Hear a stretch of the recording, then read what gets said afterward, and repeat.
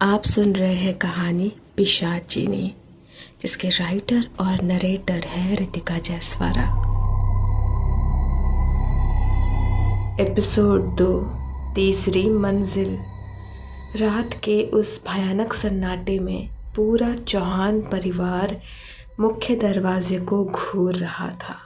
दरवाजे के नीचे से अंदर आते लंबे काले बाल अब धीरे धीरे हिल रहे थे, जैसे कोई चीज़ बाहर खड़ी सांस ले रही हो।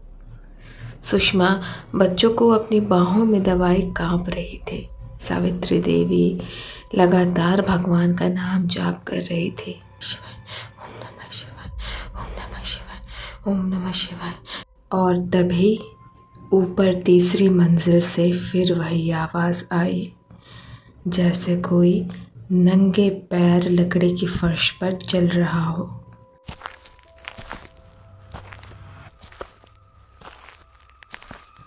जयशंकर का गला सूख गया।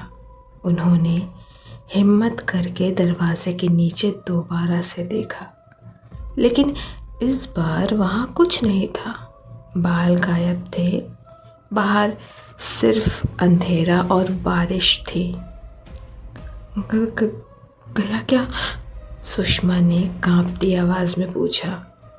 जयशंकर जवाब दे पाते उससे पहले ऊपर कहीं कोई भारी चीज़ गिरने की आवाज़ आई। रीमा चीख पड़ी, पापा, ऊपर कोई है। जयशंकर ने तुरंत दीवार पर टंगी टॉर्च उठाई और कहा, मैं देख कर आता हूँ। सुषमा बोली, नहीं, आप अकेले नहीं जाएंगे। लेकिन जयशंकर खुद को शांत दिखाने की कोशिश कर रहे थे। उन्होंने कहा, क्या बेकार की बात कर रहे हो? कोई चोर होगा या फिर बिल्ली। हालांकि अंदर से वो भी जानते थे कि वो आवाज़ किसी इंसान जैसी नहीं लग रही थी। उन्होंने टॉर्च जलाई। हल्की पीली रोशनी अंधेरे गलियारे में फैल गई। पुरानी लकड़ी की सीढ़ियाँ ऊपर तीसरी मंजिल तक जा रही थी।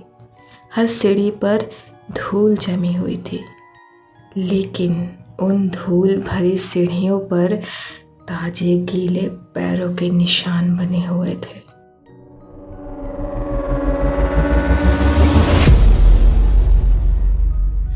जयशंकर का दिल जोर से धड़कने लगा। वो निशान ऊपर की तरफ जा रहे थे। सुषमा ने भी देख लिया और कहा, ये किसके पैरों के निशान हैं? कोई जवाब नहीं था। पूरा घर खामोश था। सिर्फ बाहर बारिश हो रही थी। जयशंकर धीरे धीरे सीढ़ियाँ चढ़ने लगे।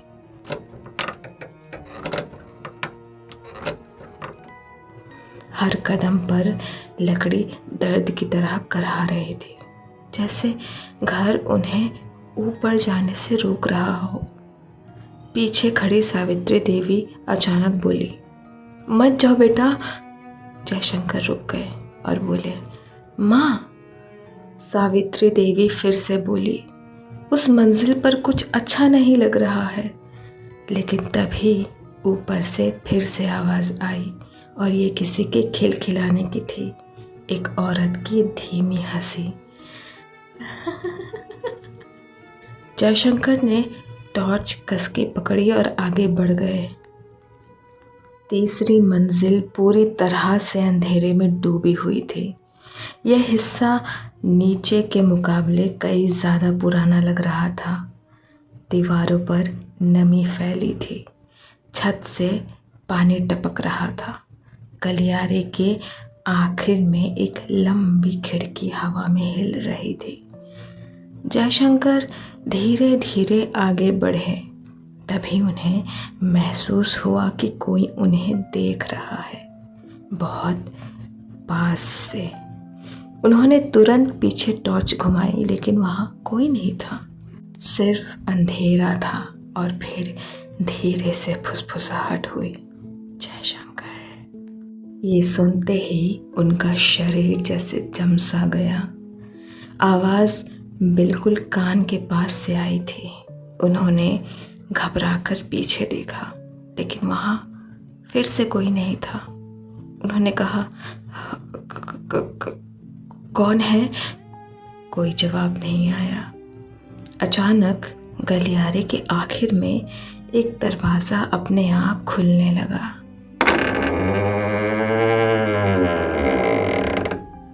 अंदर पूरा अंधेरा था, लेकिन उस अंधेरे में दो सफ़ेद आंखें चमक रही थी। जयशंकर की सांस रुक गई। उन्होंने टॉर्च सीधे उस तरफ मारी और अगले ही पल कुछ तेज़ी से भागा, जैसे कोई नंगे पैर दौड़ता हुआ कमरे के अंदर घुस गया हो।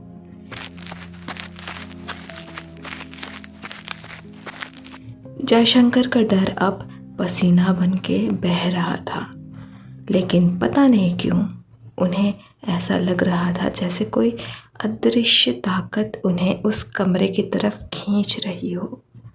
वो धीरे धीरे अंदर गए। कमरे में घुसते ही सड़ी हुई बदबू आने लगी, इतनी भयानक कि उनका दम घुटने लगा। कमरे के बीचों बीच एक पुरानी लकड़ी का झूला रखा हुआ था, जो अपने आप धीरे धीरे हिल रहा था।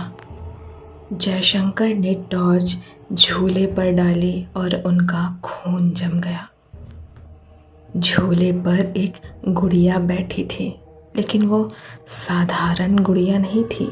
उसका चेहरा आधा जला हुआ था और उसकी आंखों की जगह काले गड्ढे थे। तभी कमरे का दरवाज़ा अपने आप बंद हो गया। जयशंकर बुरी तरह से चौंके। उन्होंने दरवाज़ा खोलने की कोशिश की, लेकिन वो बाहर से बंद हो चुका था। उन्होंने चिल्लाया, कोई है? उन्होंने ज़ोर से दरवाज़ा पीटा, सुषमा! लेकिन नीचे से कोई आवाज़ नहीं आई। पूरा कमरा अचानक बहुत ठंडा होने लगा, इतना ठंडा कि उनकी सांसों से धुआं निकलने लगा और फिर उन्हें अपने पीछे किसी के खड़े होने का एहसास हुआ। धीरे धीरे, बहुत धीरे उन्होंने अपनी गर्दन घुमाई और जो उन्होंने देखा उसे देखकर उनकी चीख निकल गई।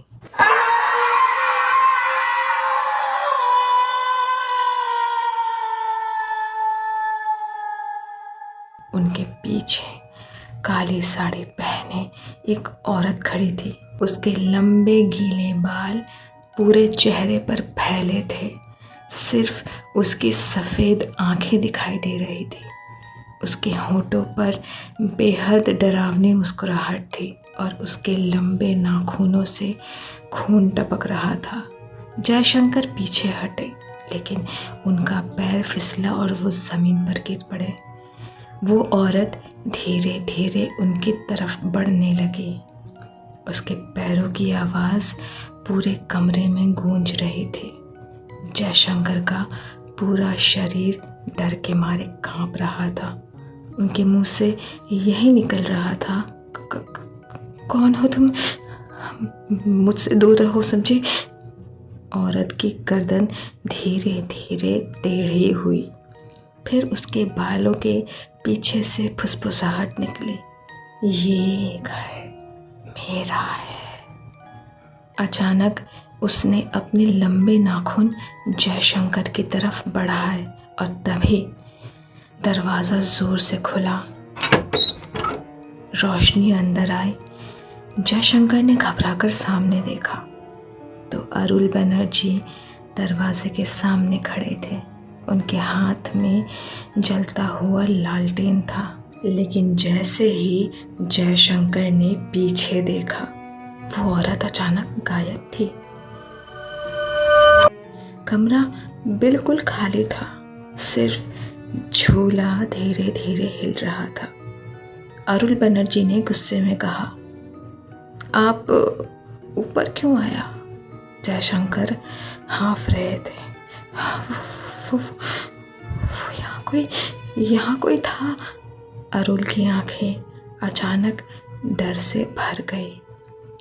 उन्होंने पूछा, क्या देखा आपने?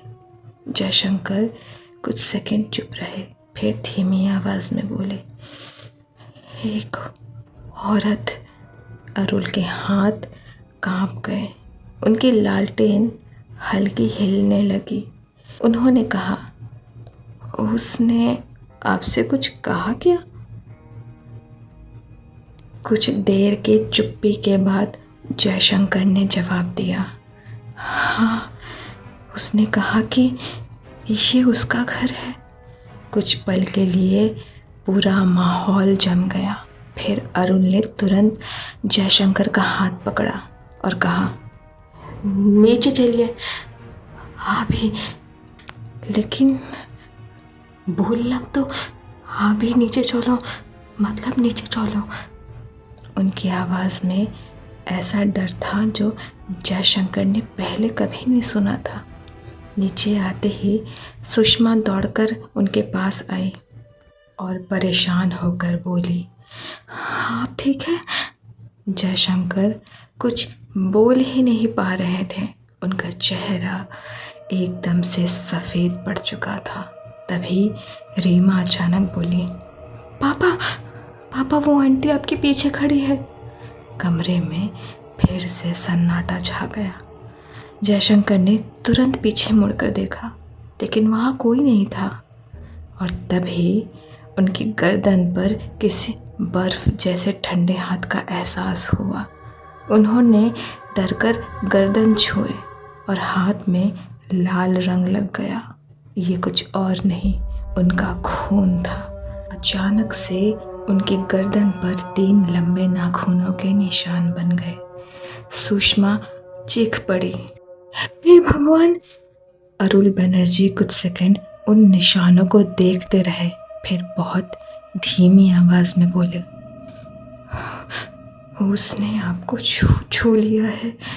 जयशंकर ने घबराकर पूछा, आखिर वो है कौन? अचानक अरुल जी की आंखें भर आई। उन्होंने कांपते हुए होठों से कहा, गलती हो गई, मुझे ये घर किराए पर देना ही नहीं चाहिए था। इतना कहकर वो अचानक वहाँ से चले गए। सुषमा चिल्लाती रह गई, अरे रुकिए, हमें सच तो बताइए, कहाँ जा रहे हैं आप? लेकिन अरुल बिना पीछे देखे अंधेरे गलियारे में गायब हो गए। उस रात चौहान परिवार में से कोई नहीं सोया, क्योंकि हर थोड़ी देर में ऊपर से कदमों की आवाज़ आती, कभी हंसी, कभी फुसफुसाहट, जयशंकर मेरे पास आओ ना जयशंकर। और कभी ऐसा लगता जैसे कोई तीसरी मंजिल से उन्हें घूर रहा हो। सुबह होने से कुछ देर पहले रोहित अचानक अपने बिस्तर से उठकर कमरे से बाहर चला गया। उसकी आंखें बंद थी, जैसे वो नींद में चल रहा हो। रोहित, ऐसा कहकर सुषमा उसके पीछे भागी, लेकिन रोहित बिना रुके सीढ़ियों की तरफ बढ़ता गया, धीरे धीरे तीसरी मंजिल की तरफ। जयशंकर ने उसे पकड़ने की कोशिश की, लेकिन तभी ऊपर अंधेरे में किसी औरत की आवाज़ गूंजी, उसे आने दो ना। पूरा घर अचानक बर्फ जैसा ठंडा हो गया और उसी पल तीसरी मंजिल के अंधेरे में 2 सफ़ेद आंखें फिर से चमक उठी। अगले एपिसोड में जयशंकर को पता चलेगा उस हवेली का पहला नियम, ये कि रात के बाद किसी बच्चे का नाम लेकर जवाब मत देना, लेकिन तब तक बहुत देर हो चुकी होगी।